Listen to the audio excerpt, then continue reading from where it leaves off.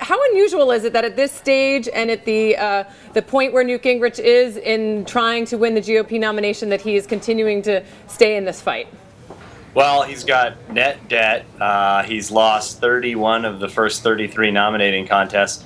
Typically in a presidential campaign, if you have that kind of record, you've bowed out by now.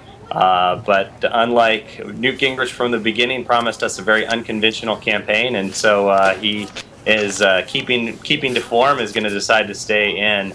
The question is how aggressively he's going to campaign from here until the convention, if he in fact does stay in the race that long.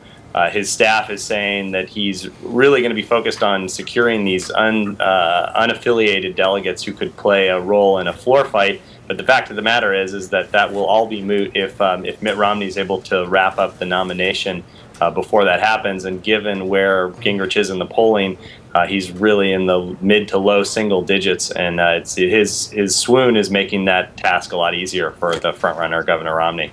All right, Patrick, Kelsey, I always have my little political theories when I see a story like this, and why is Newt Gingrich staying in the race? Here's my guess, and Patrick, please weigh in. I see Newt Gingrich is staying in because he wants visibility. He wants to give a speech during the convention, keep his relevance to the Republican Party. If he drops out now, he almost kind of fades away. I think it was David Axelrod or someone with the president's team who said, Gingrich had made some comment, and Axelrod had said, oh, this is a guy on the last legs of his political career, which I think has some relevance. I mean, Newt Gingrich is losing, but he wants to sort of maximize his swan song here. Yeah, no, you're not alone. Rich Galen, who worked for Gingrich in the 90s, said essentially the same thing yesterday to us. He thinks that what Newt really wants is to stay in the conversation enough to go on national television every couple of weeks like he has been. Be interviewed occasionally, although most of the print publications have dropped their embedded reporters who have been following the former speaker.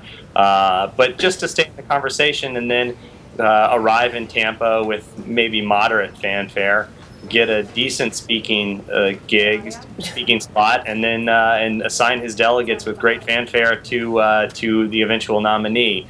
That is probably the mindset that he has going on right now, but a lot of folks that have worked for him or even looking in from the outside have suggested that if he were going to really gain the most from this presidential race, because you got to remember last summer when his staff quit en masse, he was really written off for dead, and he was able to work himself back into the conversation.